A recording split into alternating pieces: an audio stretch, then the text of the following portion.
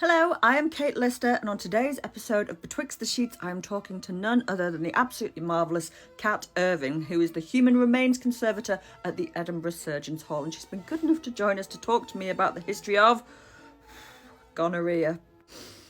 You need a strong stomach to get through this particular episode. But here are just some of the things that she taught me. Alright, here it is. Here is gonorrhea in all its glory. This is actually gonorrhea with pus cells. But it looks so pretty. I would have that on a print for like curtains or something.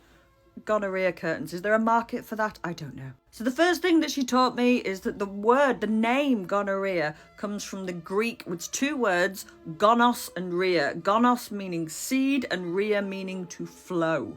Because one of the defining characteristics of it is pus coming out of the penis, which is the seed flowing.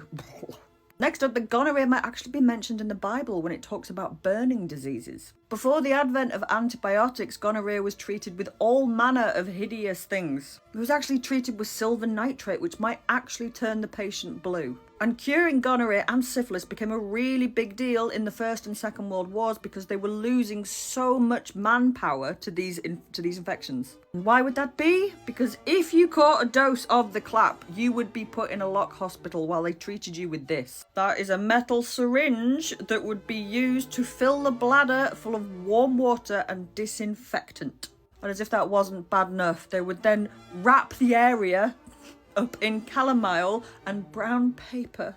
Doesn't even bear thinking about, does it? But the advent of penicillin in the 1940s changed all of that, and then for the first time we could cure it. We could just flat out cure it. But the good times were not to last, because by the 1960s the first strains of antibiotic resistant gonorrhea was starting to develop. This is a thoroughly gruesome history, and if you want to listen to more of this completely uncensored, then please listen to this week's episode of Betwixt the Sheets, wherever it is that you get your podcasts. Oh, and for God's sake, wrap it up, kids. Just wrap it up.